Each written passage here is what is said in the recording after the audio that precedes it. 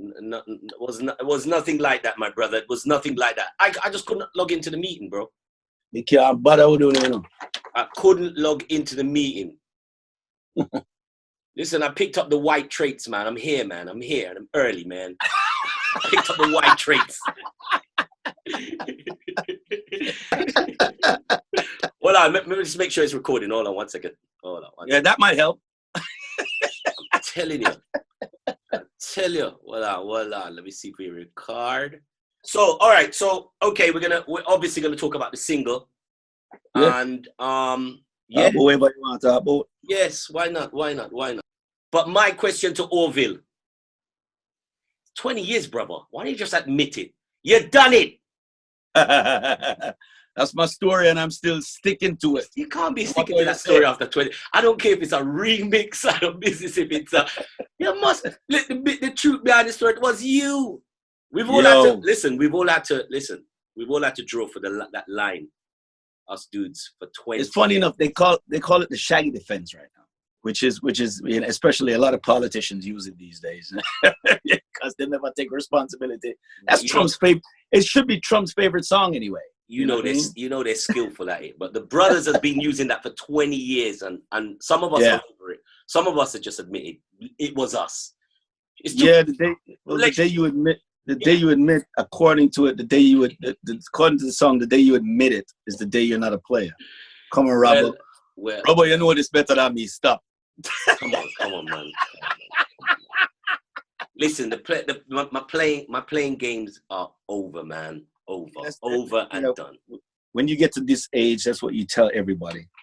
Well, listen, I quite enjoy telling people that, and I'm like just like you. Well, you have to enjoy meaning it, Robbo. Listen, I took my the enjoyment. Listen, the enjoyment was then. So here we are. So listen, this has to be. I think you've broken the record. I think I don't know if anybody else has had a remix done 20 years after. I think about it.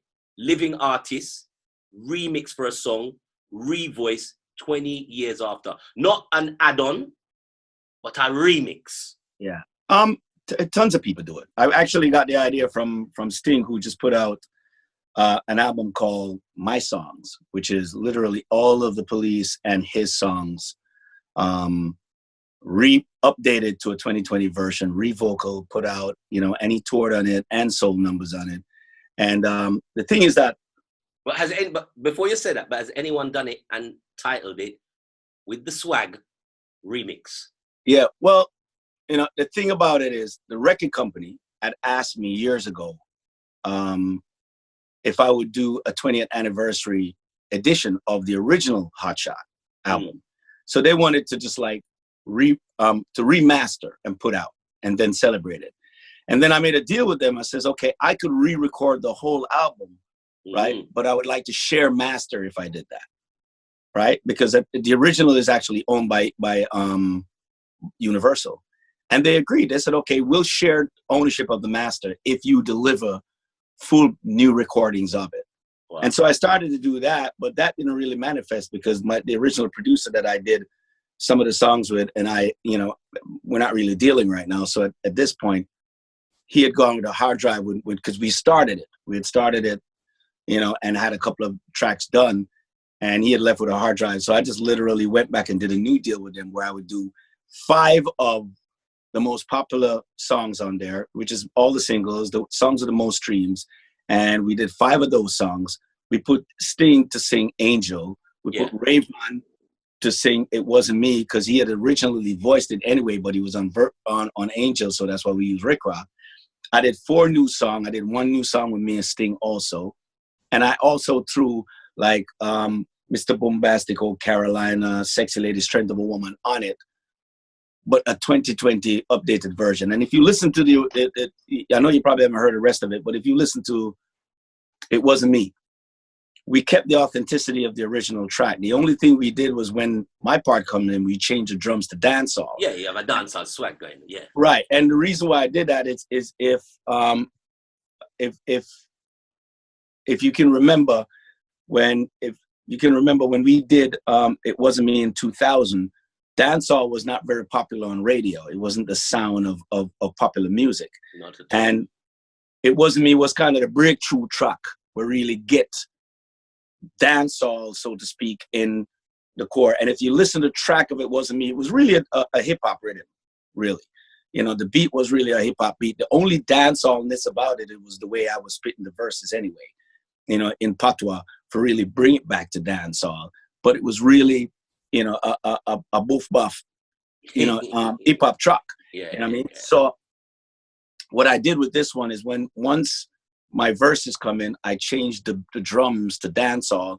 And that to me is to commemorate the accomplishments of us making dancehall, that sound of dancehall, to be mainly popular, the sound of today's music, which inspired such genres as the reggaeton and inspired such genres as Afrobeat, you know what I mean? That happened through the moving of the needles from albums like Hot Shot and songs like It Wasn't Me, you know what I'm saying? And of course, people like Sean Paul and Supercat and all these other guys who have contributed to the mainstream to really move the needle of dancehall to where it's now part of popular culture. Well, your credit for doing that has never been. Nobody can ever take that away from yourselves. Oh, trust me, them try.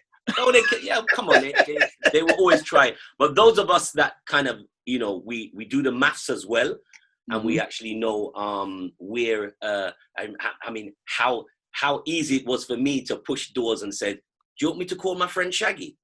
Yeah. You remember those days, Shaggy? I was like, yeah, you want me to call Shaggy? And it was done. Things were moving, and you know, with your presence, the likes of yourself, Sean Paul, obviously Beanie Man in the early outs, and the many artists that took on like the charts, man, it made it life. Oh, it was a movement, and I think right now dancehall still needs a shot in the arm at this point, because if you look at the numbers of reggaeton and look at the numbers of Afrobeat, you know, or even hip hop, dancehall is the lowest streaming numbers of all these genres, but yet still it's the birth child of every single one of those genres. But you know, for yourself, it birthed all those genres. I'm sorry, it birthed all those genres. Definitely, and we know, being in the industry, I think we all saw the car crash up the road. I think, in a sense, you know, I'll tell you what it boiled down to. I mean, you're a DJ. I know you're a DJ and you play parties. Of course, not now because we're quarantined. But I know you a guy make your living on the weekend by playing gigs, you know, and I could tell you this, I don't even have to be at your party. I could tell you that when you're in a party, the songs you're going to use to move a crowd, you might play some of these new joints, but the songs that you're going to use to move a crowd is going to be 90s dancehall. Mm-hmm. I don't have to ask you that. Or songs that definitely sounds close to 90s dancehall. In other words, the formula has already been there. If you look at Ed Sheeran, if you look at Justin Bieber, if you look at Rihanna, if you look at Drake, all these people who have been arguably appropriating the music, which I don't think it's appropriation anyway. I think it's the biggest form of flattery, and we need that platform because a lot of our guys ain't really doing it. Mm-hmm. These guys are sampling that 90s sound. You know what I mean? That's what that dancehall. So what they've done now with the new music is actually taking the dance out of dancehall. Yeah. It's really sing hall, really, because that's all they do is stand up on a table and just sing. They're not really dancing. Big up to Ding Dong, who's probably one of the few guys who is still making danceable music to make you kind of move. Just, you know, we just, you know, hopefully catch one and it will go past Jamaica, you know what I mean, and the dancehall and become somewhat of a chart success. But that's what we're hoping for. Well, you know, but the needle need to move right now. Yeah, that's what I said. You know, the artists who are actually right now in the position where they are in the forefront as far as the young audience are at. Yeah. These guys have to create, and we have to, you know, as I've heard you said many times, we have to allow them to create their channels. I mean, it's absolutely it's frustrating when you and you got to support them. Yeah, you got to support them. We got to support it, but one of the things that when I say the car crash was down the road, we've always spoke about, like me being on time for this meeting. It's the professionalism, and that is something that we've suffered from day dot. I know the other genres, there's not a difference in the other genres, but you know, there's always somebody to get it together to say to the artist or the band. But the point, guys, I get that, Robbo, but I get that, Robbo, but the point I'm trying to make is that has always been a problem.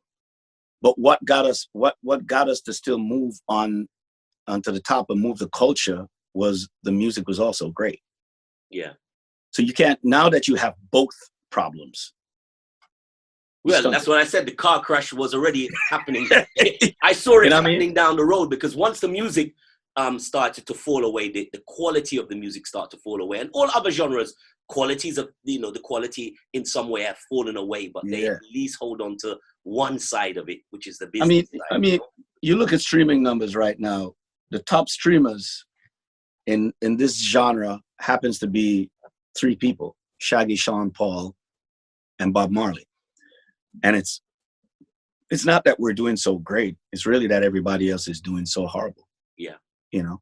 And that's the sad part. There's no way a 51-year-old guy should be the leading stream guy in this game, in a genre. I'm sorry, it shouldn't be. It shouldn't be, but that's the fact. That is the reality we have now, and it is the reality. And we more and more have to wake up to that reality. And even though, as I've said before, it is the time. It is the artists who are at the forefront of what we would call dancehall. It is their time. I do believe that shot in the arm also has to come as a box in the face too. I tell you what, on the ground, because of the internet and because of social media, an artist can stay local and still make a great deal of money. Mm-hmm.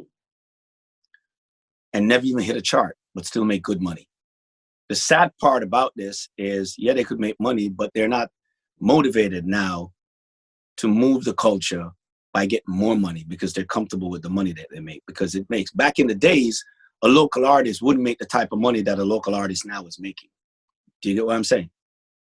So, to make money back in them days, you really have to try to get a crossover record or go do that work to get that kind of money.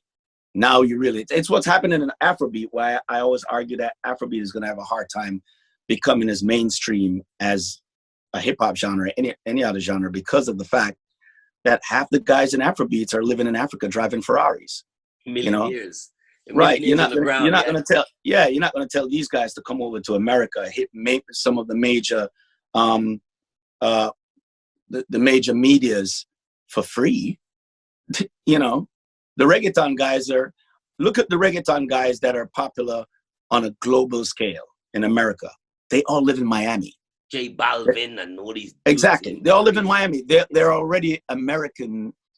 The Spanish guys who live in like Colombia and live in like the Spanish place that we are on, them not care. Them don't want to come over America. Them not give a damn about America. Them want to go tour the Spanish market and collect them food. And them good. Islands, Spanish and they're good. Great, and they're good. So I think that's what needs to be done in this genre, is to get artists that really see the bigger picture and really go. And then the music, to me, just have to say big up. If you look at the last big dancehall record, is, I would say, arguably Party Animal.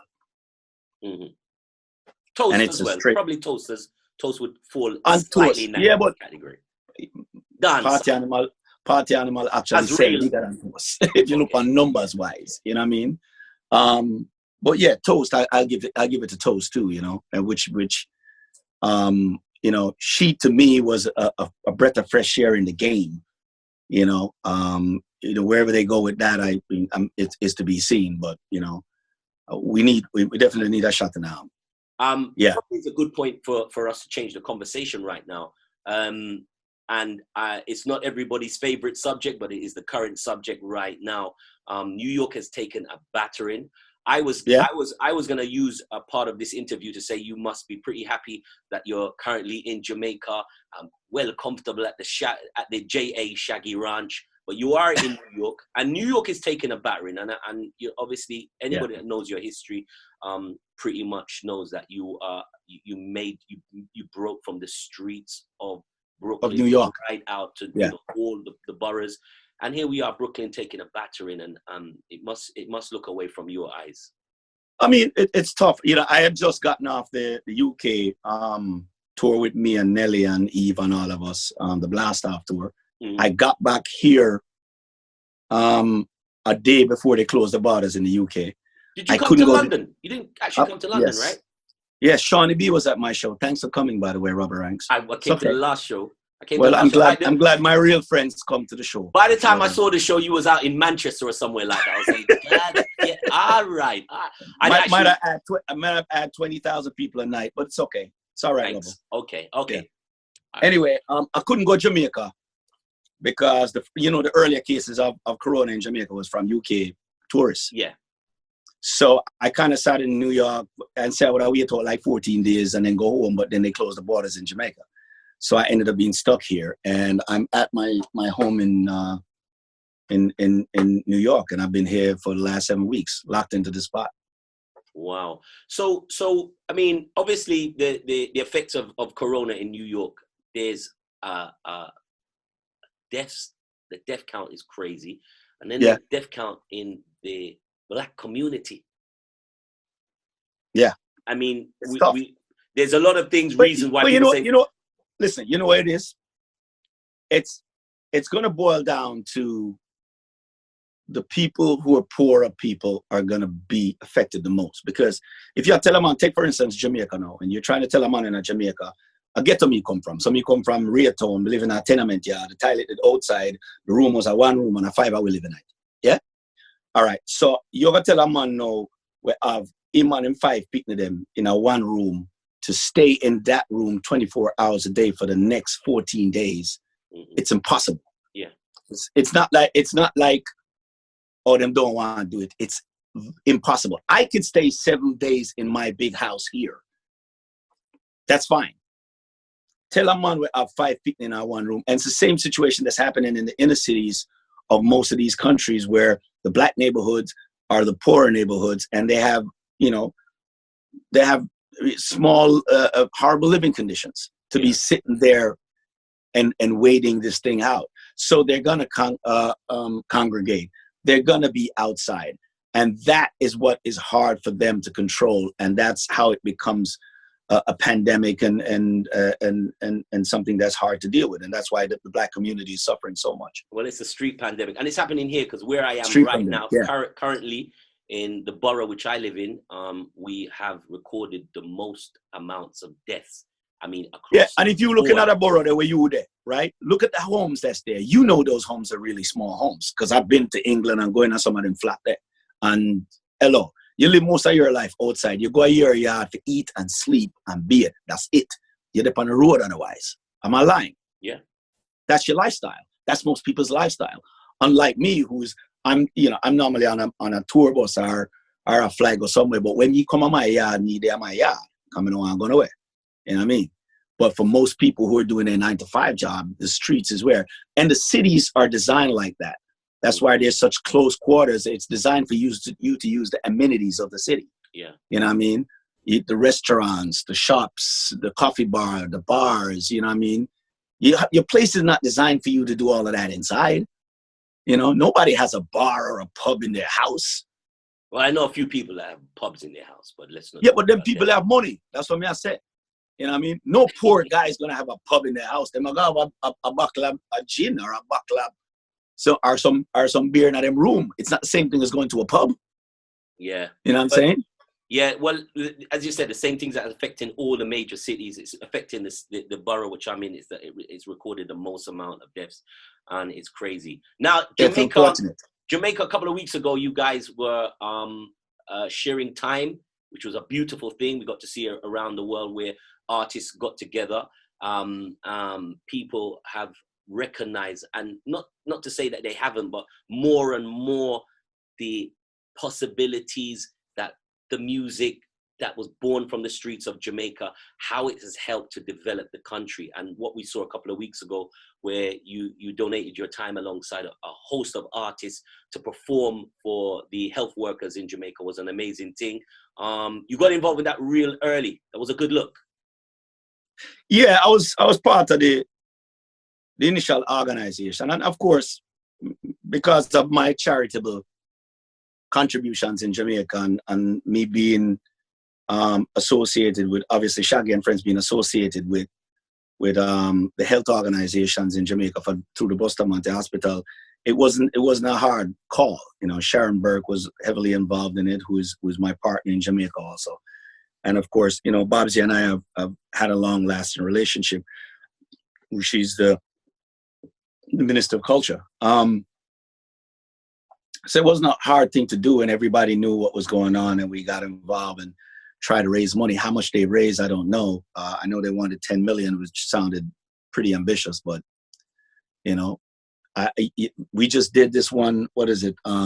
Big Night in the UK that they just did, and I was a part of that Gary Barlow song, and they raised like 20-something million pounds, and then the government matched it, so they made like 50-something million or something like that. So I don't know if Jamaica made anything near that, but you know, we'll continue to support it. You know, I've been dealing with Ambassador R.J. Marks out of Washington to try and source ventilators and hats and masks and gloves and, you know, gowns for the frontline workers and all of this. You know, just trying to see what I can do from my side with the connections that I have, and have them to utilize me in any way to get anything done from New York. And we've been dealing on a daily basis, and her and I have, you know, gotten some contacts and gotten some manufacturers, and hopefully we'll get supplies to Jamaica, and that's what we're working on right now. Well done for that, because it was as I said, it was a great setting. It was something. Yeah, man, give thanks. We're sitting here in the UK watching it, and even for us, it's a relief because we don't get to see a lot of live shows. Yeah. You know, anytime I have to see a live show, I have to fly out second class, not first class, to go and see Shaggy perform in Jamaica, Shaggy and Friends and these things. But yeah, it was a good look. So I mean, I spoke to you at the back end of 2019 whilst you was on the road with Sting, and we were talking a lot heavily about going forward, as always in conversations with yourself. And I know 2020 was a turn up. Everybody had 2020 as the turn up, but 2020 has been. Oh boy! Listen, man, I had the missiles. When I say me have the missiles, them pointed and ready on this thing I dropped. When I say ready, I mean Corona hit literally weeks before I was about to let go the first bomb. Mm-hmm. And the first bomb was the big bomb that was going to blow everything open, and then I followed the rest of them through. Listen, I feel the same way, because I really had a good feeling in my bone about 2020. I really had a good feeling that a lot of people were going to wake up to understand the movement. It was the 20th anniversary of Hot Shot. Everything just made sense. And the things that we had lined up, oh my God, it was a unity of the game. Yeah. I really felt good about 2020. And in some ways, I still feel good about 2020. I just feel shit about COVID. But as 2020 is here, and it's also thrown up new things. And I know you're a brother who thinks way ahead. So what do you think has been a revelation to you with 2020? I mean, what is that big revelation that you know now, Shaggy, that you didn't realize? The one thing about it is the world is changing, and it constantly changes. And if you know, people always, you ever hear a man come to you and say, boy, Robbo Ranx, Jano, you change, Jaya. Oh, we didn't work this hard to stay the same, you know? Of course. And if things aren't changing, then we're stuck in a cycle of boredom, and I'm allergic to boredom, you know? So, one thing will come out from this COVID-19 situation is that we're going to realize that there's a lot of things that we used to do that we don't need to be doing again. You know, a lot of things will be more, you know, this 5G thing that everybody's scared about. It is now the future. Online, I have lived in this house and not go outside for 7 weeks, and I've gotten everything that I need in here. I think you're going to start to see less densely populated cities. Yeah. People are going to start to, because now you're doing everything from the comfort of your home. People are going to start to go ahead and try to find themselves comfortable homes. So you might see a movement of, on the outer skirts, those properties becoming more expensive because people are going to want to live apart more now. You know, they're going to want to live apart more now because of the fact that they don't have to be in that densely populated city just to go to work. Your work is now online. Well, you were blessed to do that long ago. When you created Ranch, I mean, you know, you'd have to leave out of Brooklyn, go way out to town to find Shaggy's place, and even then, you wasn't privileged to you know where the Ranch was, but it wasn't a place that you could run up into. But that's always been your sanctuary. Been making. Yeah, I've always lived. Well, when my home in Jamaica is pretty much in the city. You know, it's just it's in Kingston. It's in the heart of New Kingston. But I've always done, if I'm doing Ranch or something like that, it's on the outskirts because I don't need to be in the city. I didn't do that kind of work. You know what I mean? If you know where Ranch is 5 minutes from Kennedy Airport because I fly more than I drive. So I live my life to how, I design my life to how I live it. You know what I mean? Like, it's like me having 20 cars and they used to just sit there because I was gone. And then I realized that I don't need a car. I don't own a car in America. Damn. I just don't, you know what I mean? Because I don't need it. You know what I mean? I have my assistants I have a truck here that my assistant drive, you know, to do errands. How long you haven't had a car in New York? I guess for probably last 10 years. Yeah. Or less. Probably 7, 8 years, yeah. I told you, Bill, you think ahead of the game. I invested into let's call it a $300 bicycle. And I honestly believe, I believe that's been one of the best investments I've ever made. And you could do that if you're riding around town because, you know, we've gone past that age where we get up and we come from nothing and then you have to buy the pool because you never have a pool and then you realize after you buy the pool and spend $60,000 bill, it's you can't swim. Yeah, drowning night. Yeah, drowning night. But you just wanted it because you never had it. You know, I've had everything. I've done everything. I have met everyone. I've been acknowledged by every single thing. The Pope called me for sing. I mean, hello. I mean, it's, you know, to me, no really excite me to that point. Then I'm going to get to a point where I just want to, I really am passionate about my culture. I'm really passionate about this genre because I've lived my life fighting for it and pushing it. So that is my everyday passion for get something done. Other than that, I take care of my kids. I do some shows and I take a lot of vacations. My wife is like a vacation planner. you know, we were supposed to go to the Bahamas in a couple of weeks, but that got messed up. I constantly try to live now because I've worked for so long. You know what I'm saying? So, but I'm excited about the future. I'm excited about dancehall because I'm excited for dancehall for me and the team of people that I'm working for right now because. Boy, we had some. Oh my God, we had some stuff that I think big up the Stology. I want to big him up. I think one of the few artists that I think that are making some really great fucking music, man. You know, he came in my studio, sat down, and played me an album that I literally was just fucking moved by him. It was like, yo, I better make some buckle at you, brother.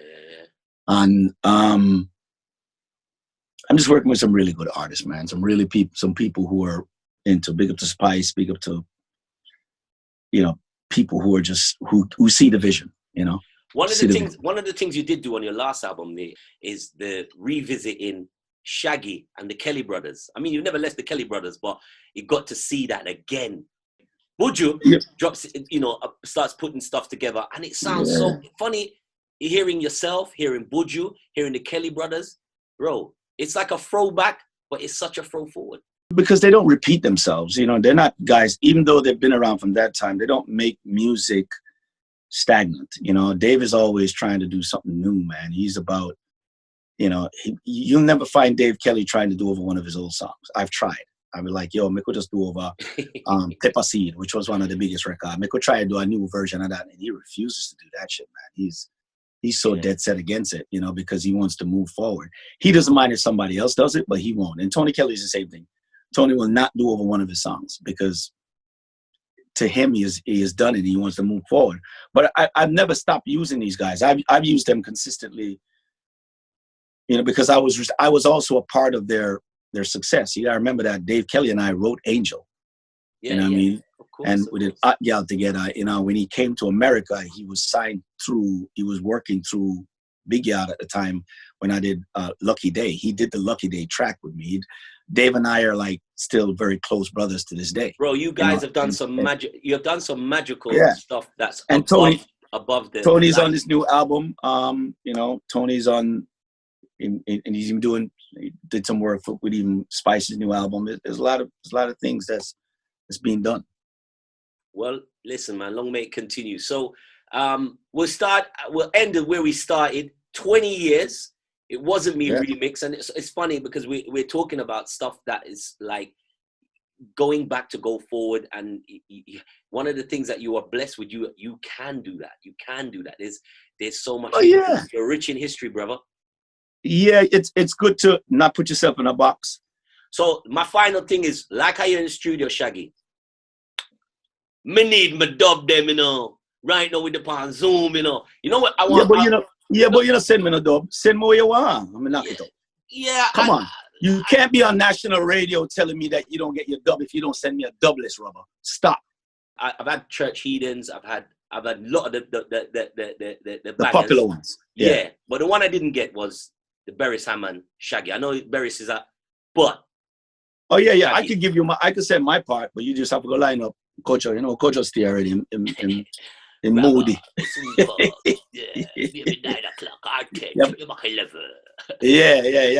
You have to check him when he's in the right mood feet. I'll be more than happy with just Shaggy's verses, man. That's my song. Yeah. No, I could not. Still my song, my brother. Still my song right now. Yeah. It's a great song. It's just one of them things. And we have big man.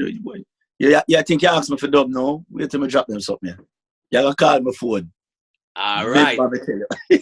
Listen, man, you're like the one that keeps delivering, man. Just keep delivering, brother, and stay well, man. I'm blessed up to the family. Yeah, man. And the whole Make team. sure everybody know. Go check out the Hot Shot 2020 album.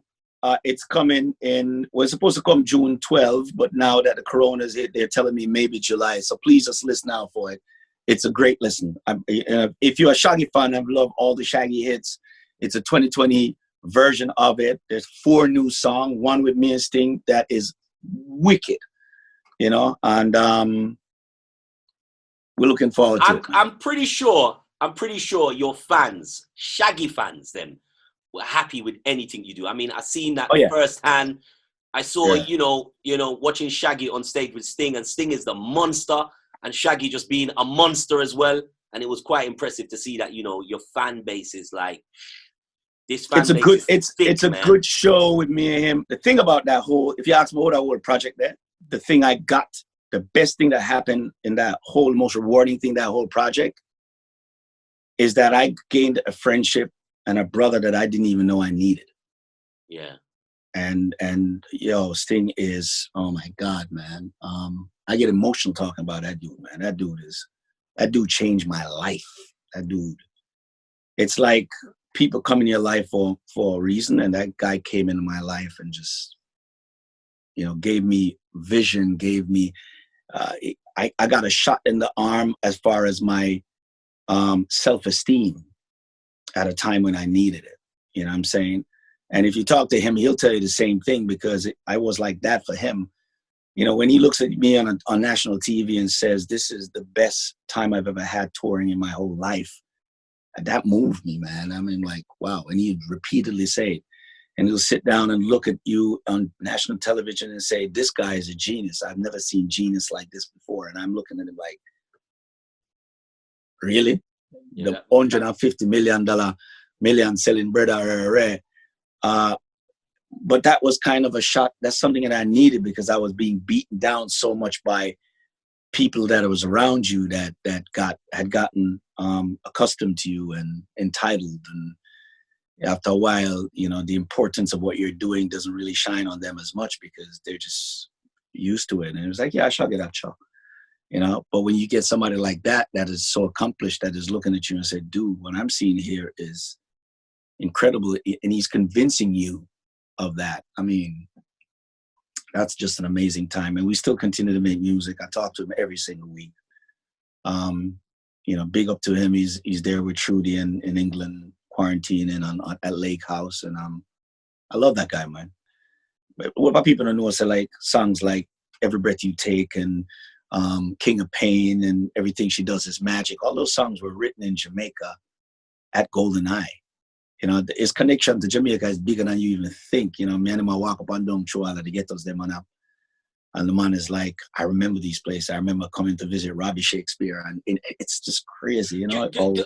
Final question. You know, when that obviously that connection with yourself and Sting, and it wasn't you never saw it coming, and then it did happen. Has it made you kind of step back and think there's a lot more people that me, Arville, Shaggy could have had that connection with? But obviously at the time you're doing Shaggy, you're selling millions, and I mean, but now when you look back at it, to think about the people that have passed through your window, and you didn't actually reach out or have the opportunity. My brother, we have missed such an opportunity. You would not believe, in looking back, we have missed and mismanaged and mishandled the greatest come up ever in the game. You know, when we were at Hot Shot, we should have been collaborating with the biggest of stars.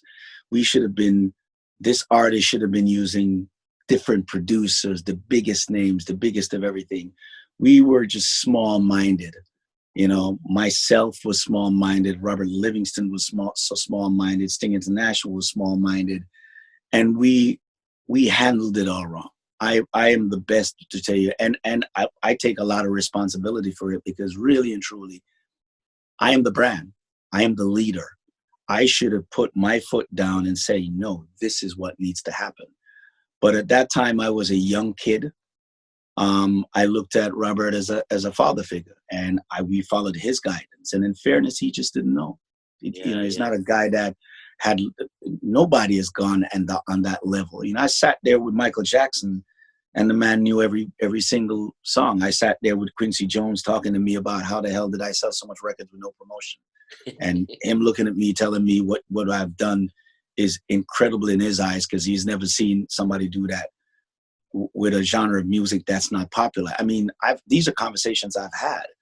You know what I'm saying? So we just didn't know. We're young, you know. And what I hope the lesson is people like, and Sean and I have discussed, is that we have paved the way and made enough mistakes that hopefully the other guys will look at our mistakes and said, hey, I ain't doing that.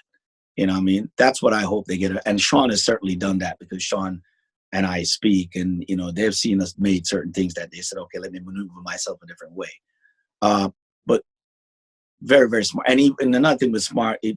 One thing I'd say with Sean, he knows he was smart enough that when things started going wrong, he just stepped up and corrected it. He didn't worry about sentimental attachments and stuff like that. He put the business first. I don't think I did that. I think when things were going wrong, I was connected to the sentiments of people.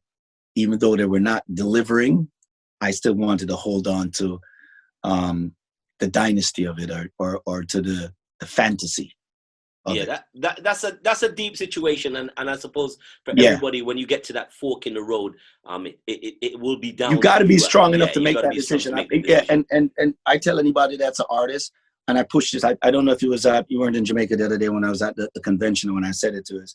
Every artist, look at yourself as the boss.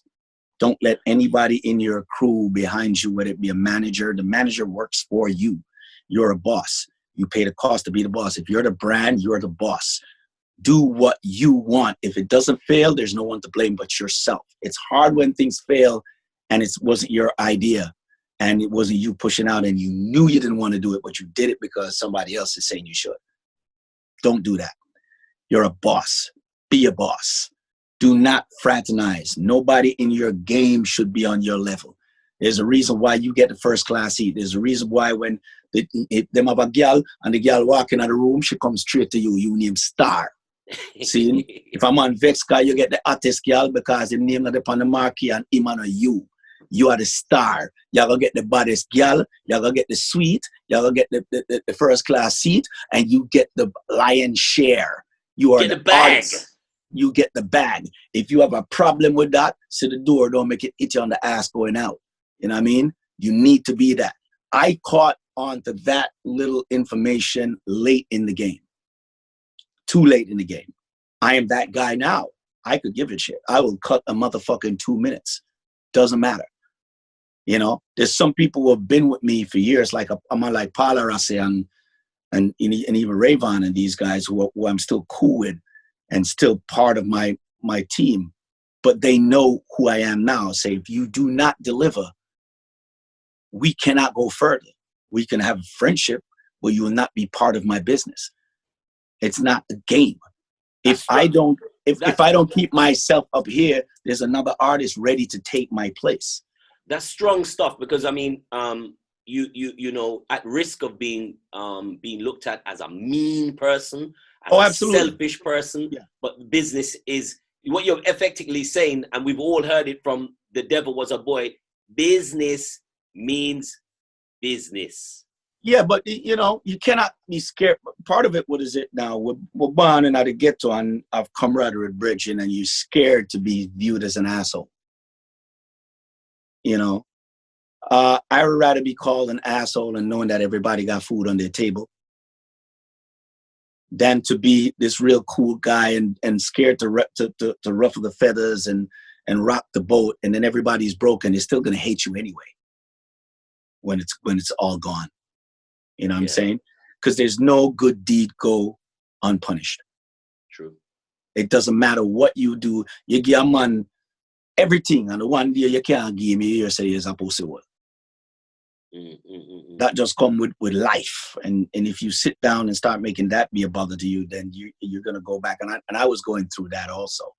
You know, I just had to get up and just boss up and be like, yo, I'm sorry. You know what I'm saying? I'm not going to apologize for being Shaggy. That's why Sting came into my life, to show me that. Yeah, I'm not going to apologize for getting the hottest chick. I'm not going to apologize for getting the lion's share. I'm not going to apologize for driving a nicer car than you. I'm not going to apologize, you know what I mean, to getting the first class seat or flying private. I earn it. Of course. I came up with those songs. I wrote those songs. I do what I want. And if I'm doing over my songs, like somebody made a comment the other day, oh yeah, do over your song. If you have a picnic, say you have your youth, and you decide, say you're going to dress up your youth in a blue Burberry today. Then tomorrow you put him in a one green Gucci. Anybody can tell enough to dress him up. Now you're a picnic. Mm-hmm. So when I write my songs, if I want to sing them backwards in Hebrew, my song them are Arabic, and me write Swahili. Me write them, me sing them, and my own them. Yeah. When it comes out, it wasn't me says Shaggy. It wasn't me. Shaggy, hot shot. Anybody, whether you're a producer, you're a writer, where you are hired help. A producer's job is he's hired to produce a record. He's hired by the record company and the artist to produce. You have no rights to them.